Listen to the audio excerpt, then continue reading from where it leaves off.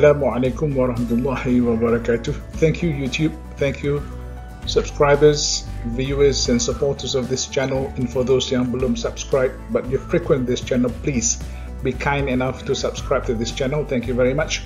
Before we go on, I would like to beritahu, in bahasa Melayu ya, semua saudara-saudara Muslim yang sedang melihat video ini ketika dalam masjid, ketika khatib sedang membaca khutbah atau sedang menghadiri mana-mana majlis ilmu, kuliah-kuliah, tazkirah, please tutuplah video ni. Pay attention kepada ulama-ulama yang sedang mengajar itu lebih tinggi, tidak terbanding tingginya ilmu itu daripada ini. Please, lepas dah habis tu baru you sambung video ni, okay? Terima kasih banyak, saya doakan semua Jannatul Naim. Baik, this particular video kita nak masih lagi melihat tentang construction works dalam konteks pematuhan alam sekitar. Kita dah mula menghampiri details of apa yang dikatakan best management practices, BMP. Apa itu? Amalan pengurusan terbaik untuk kerja-kerja construction dalam konteks pematuhan alam sekitar dan khusus dalam hal kawalan, hakisan dan pembendapan. Dan saya nak beritahu juga di sini, sekiranya boleh faham betul ilmu-ilmu ini daripada pengalaman bekerja dengan projek-projek yang ada kelulusan EIA ataupun Environmental Impact Assessment, penilaian kesan-kesan alam sekitar. Kalau you boleh follow yang itu, ia merangkumi hampir keseluruhan ilmu environmental sciences yang digunakan di dalam kejuruteraan awam di tapak-tapak pembinaan. It's a very good basis, building block yang baik. Kita sebenarnya menghampiri best management practices dalam construction sector. Yang ini yang kita nak buat. Kita lihat in the next slide. Baik. Kalau kita berada dalam lectures oleh academician, pensyarah-pensyarah kita, khususnya pensyarah-pensyarah yang ada pengalaman ya, dan juga apabila kita bekerja di tapak-tapak pembinaan, kita mungkin report kepada project manager atau kita report kepada construction manager atau HAC manager dan lain-lain. Yang penting apa? Dalam teori kita boleh sebut BMP, ini teori tau. Dalam praktis kadang-kadang bila saya buat audit ada something is missing ya. Kita tengok dulu teorinya dan praktikalnya. Best management practices dalam sektor pembinaan, apa yang penting adalah stormwater site plan review. Di tapak pembinaan kita review kerja siapa? Kita mungkin seorang environmental engineer ya, atau mungkin civil engineer ada pengkhususan environmental, atau kita seorang geologist atau ecologist yang bekerja dalam syarikat pembinaan. Sangat baik kalau saya jumpa ni, memang saya gembira. Ecologist ataupun geoscientist bekerja di tapak-tapak pembinaan dengan syarikat-syarikat pembinaan, very nice. Okay? Now, review ni melibatkan kerja apa? Perhatikan. Kalau ikut kehendak BMP, syarikat pembinaan yang tertakluk kepada syarat-syarat EIA ni perlu melantik staff, satu atau beberapa staff. Apa kerja dia? Perlu menyemak stormwater plan untuk tapak berkenaan. Dah start buat projek? Belum. Dah mula construction? Belum. Sebaik je kelulusan EIA dapat, biasanya sebelum land clearing dia dah ada peta topografi, dia dah tahu cerun dekat mana dan aliran air hujan bagaimana, semua dah ada dah. Dia kena buat di situ stormwater site plan. Tapi kalau pemaju yang bijak, stormwater site plan untuk construction ini dia incorporate atau integrate dengan final infrastructure storm water drain untuk pembangunan itu. Ini it comes through experience, daripada pengalaman developer ataupun main contractor dapat perkara ini. Bagaimana nak menyemak plan stormwater itu, sama ada dibuat atau tidak. Bagaimana nak semak status penyediaan stormwater site plan. Ini kerja tau. Apa lagi? Mewujudkan kaedah. Tools ni mungkin hardware lah, software.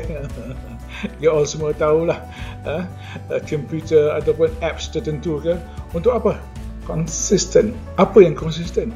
Semakkan ini juga termasuk melatih pekerja-pekerja atau personel dari pejabat-pejabat bandaraya atau bandaran, ya, kena latih.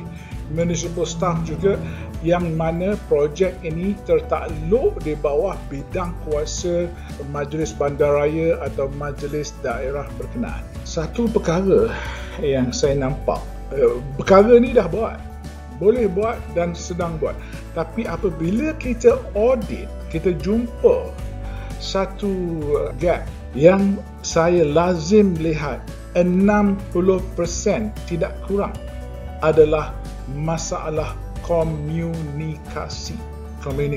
Ada banyak syarikat yang mempunyai organizational hierarchy, ada mempunyai hierarchy communication lines dalam bahasa Inggerisnya.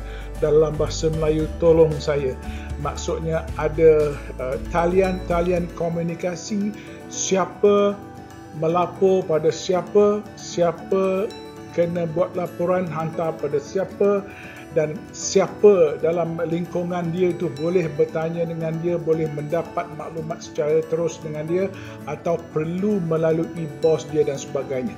Komunikasi, lines of communication. Semasa Pak Cik buat audit dulu, this particular line of communication was missing.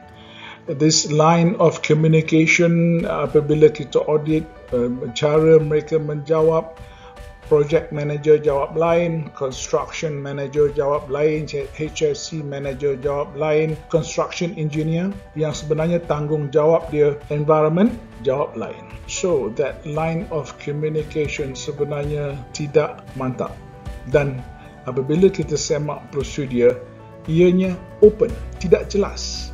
Ini masalah, ya.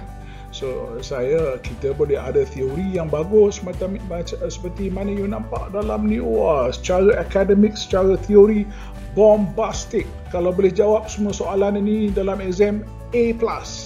Tapi bila saya bawa pergi site, tanya, kat sini yang jadi masalah. Pasal dekat site is about practice. It's about practical implementation.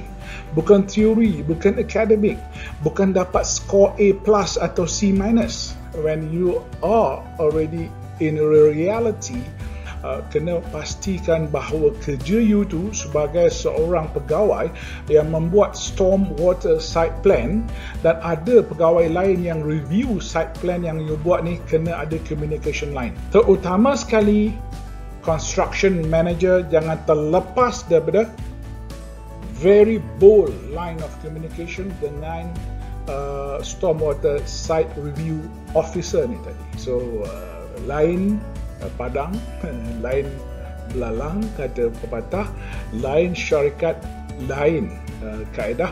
Tetapi yang saya sebut ni bukanlah kaedah, tapi elemen yang perlu ada dalam mana-mana syarikat yang melakukan kerja construction, especially dalam hal ini menyemak pelan-pelan aliran stormwater. So harapnya dah boleh faham yang itu. Saya tak dapat detail lama-lama, tak sama dengan face-to-face training dalam bilik, ya. Saya ada whiteboard dan saya rasa selesa. Tapi dalam hal-hal keadaan pandemik ini yang terbaik saya boleh buat. Kalau ada soalan ke atau ada komen dalam video ni, you are welcome. Alright, insyaAllah. Yang ini saya nak tunjukkan secara overview best management practices dalam construction sector.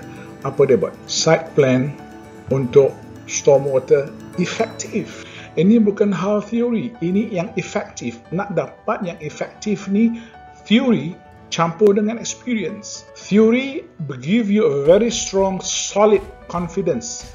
Apa yang kita perlu ada. Experience memberikan kita solid confidence. Apa yang perlu kita buat dan apa kita boleh buat, maksudnya ada option. Ini datang daripada experience. Dalam hal best management practices secara keseluruhan, yang pertama, especially apabila melibatkan bukit bukau, gunung ganang, cerun-cerun, air terjun lah, melalui sungai, melalui kampung-kampung yang berbukit bukau, kalau ada tapak-tapak construction seperti itu, cuba sedaya upaya melakukan perancangan supaya kita kurangkan land clearing, kurangkan penebangan pokok-pokok. Sebaik-baiknya mana-mana pokok yang kita boleh tinggalkan untuk infrastruktur baru itu tinggalkan. Dan melakukan grading, ini makna menarah, tarah, bahasa Johor ni tarah. Potong bukit, potong sama ada secara horizontal ataupun vertical, kita grade untuk adakan dia punya ceronan itu untuk laluan kenderaan dan sebagainya, untuk bawa naik bahan-bahan dan binaan dan sebagainya. Ini juga kurangkan. Dengan itu kita alu-alukan ada slope.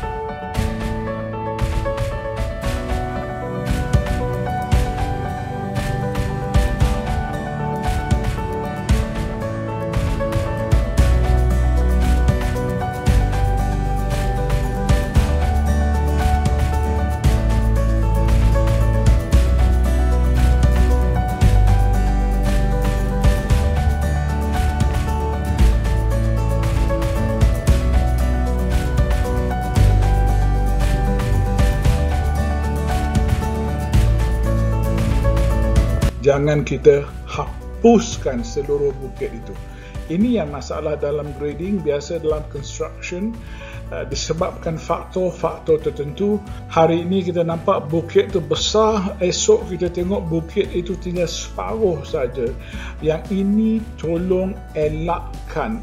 Bukit-bukit ini, gunung-gunung ini adalah civil engineering punya piling untuk muka bumi, for the strengthening of our mesosphere. Tolong translate dalam bahasa Melayu, satu pasak bumi, ya. So please remember that.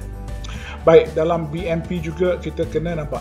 Ini secara summary, ya, sebab kita akan pergi secara detail in the next video. Setiap perkara ni saya akan mungkin berikan video sedikit dan beri lebih detail. Kita perlu melindungi mana-mana alur air, protect waterways, okay?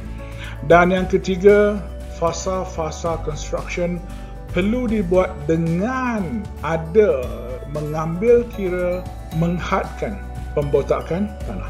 Nampak? Bukan kita botakkan semua tanah bulan Disember tahun 2020, construction start bulan 6 tahun 2021, contohlah. Sementara itu apa jadi? Oh, kita dah ada retention pond pun boleh collapse, boleh run off yang besar, boleh diatasi perkara itu.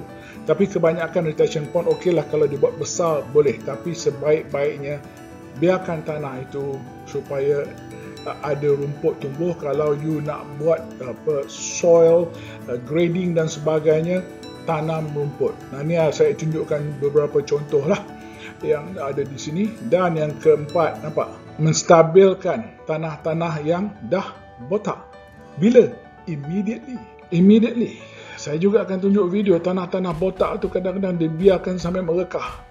Apabila merekah tanah botak itu, flow of water infiltrate tanah lebih laju berbandingkan dengan apabila tanah itu ada rumput, ada pokok. Dan yang kelima, sekiranya terdapat cerunan-cerunan yang gradient dia yang curang ataupun potongan yang vertikal, kena lindungi cerunan-cerunan itu. Bagaimana? Ada dah kita bincangkan sebelum ini, nanti kita bincangkan lagi. 6.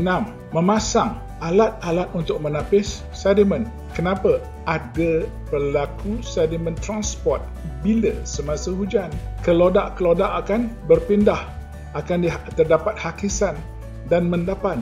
Apa kita buat? Kawalan di kawasan perimeter. Perimeter ni dalam lingkungan tapak pembinaan atau tapak projek berkenaan. Yang ketujuh, advanced sediment settling control. Mungkin satu retention pond yang well engineered, well designed, atau sekiranya space menjadi satu perkara, satu isu di sana, split level retention pond. Dan kita sambungkan dengan final outlet untuk seluruh infrastruktur itu. Kita ada seolah-olah satu dry retention pond, kita sambungkan terus ke sana, di mana selepas construction siap, semua perimeter drain ini dan juga dry retention pond itu akan digunakan, akan menjadi sebahagian daripada infrastruktur, tidak dirobohkan. Okay? Ini a bit boleh dikatakan advanced sediment settling control. Sama ada kalau kita perlu, ini saya tak recommend. Ada yang nak gunakan coagulating agent, flocculant, ya, saya tidak recommend kerana saya tidak berapa suka campur bahan kimia dalam hal untuk memendapkan tanah yang merupakan satu bahan organan yang asli. Apabila kita masuk coagulant atau flocculating agent, ya, yang merupakan bahan-bahan sintetik, saya tak berkenan yang itu. Kalau boleh jangan. Pendapat saya daripada pengalaman saya, kalau orang nak pakai itu, saya tak boleh kata apa, tak jadi salah, ya, tapi ia akan menyebabkan kesan berpanjangan kepada alam sekitar sebagai sedimen. Sebab itu saya cuba elak pakai all this flocculant di tapak-tapak projek pembinaan. Cukuplah industri kita dah pakai banyak flocculant itu. Dan juga kita perlu memberikan latihan kepada contractors mengenai site plan ini, stormwater site plan. Bagaimana nak buat?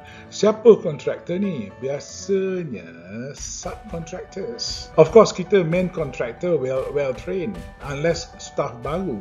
Tapi subcontractors yang diberikan kontrak grading dan juga menyiapkan stormwater drain di kawasan tapak projek, mereka perlu dilatih, mereka perlu tahu apa mereka buat. Maksudnya, mereka perlu benar-benar tahu objektif kerja itu, apa tujuan dia dan apa objektif dia, metodologi dan sebagainya. Dan di samping itu juga kita perlu kawal bahan-bahan buangan daripada tapak-tapak pembinaan. Seperti mana kita dah sebut dalam video yang lepas, bahan-bahan buangan terjadual daripada tapak-tapak pembinaan, daripada minyak hitam, hydraulic oil, waste paint, container cat dan sebagainya. You pun tahu, daripada spill kit, daripada gloves dan sebagainya. Okay? Ini perlu, saya yakin pada hari ini kita ada schedule waste managers di tapak-tapak pembinaan dan juga competent person. So insyaAllah yang ni well covered. So construction company sebaik-baiknya you ada competent person ini. Juga yang ke-10, inspection untuk maintain ini bagi menyelenggara pelaksanaan best management practice ini. Pelaksanaan itu pastikan dia adalah menurut SOP yang telah ditetapkan, menurut prosedur-prosedur yang telah ditulis oleh yang berpengalaman. Make sure it's written by experienced personnel, not just plucked from the sky jadi SOP. Banyak saya jumpa yang ni, akhirnya saya terpaksa bagi NCR. Kenapa? Dia tidak conjure kepada convention pembinaan itu. Tema itu tidak tanggap. Itu pengalaman sedikit lah. Yang lepas-lepas kita share dah tua-tua ni tak buat audit dah. So I hope you all lah yang buat audit yang baik. Audit yang baik ni bukan nakkan NCR. Saya bukan suka isu NCR. Saya betul-betul bagi NCR sekiranya deviation itu betul-betul menyebabkan prosedur itu collapse atau sistem itu collapse. Sedikit-sedikit tu saya bagi observation. Baik, insyaAllah we'll go into detail satu persatu BNP ini in the next video kita kupaskan. Terima kasih YouTube, thank you YouTube, semua viewers, subscribers, supporters channel ini. Saya doakan semua dikurniakan kesenangan, keselamatan, kesejahteraan, kebahagiaan dan kejayaan kehidupan di dunia dan di akhirat, sehingga kita bertemu dalam video yang akan datang, iaitu video part 17 ini. Kita akan menceritakan tentang clearing and grading. Hopefully ada satu video lepas ni. Saya sudahi dengan Assalamualaikum warahmatullahi wabarakatuh.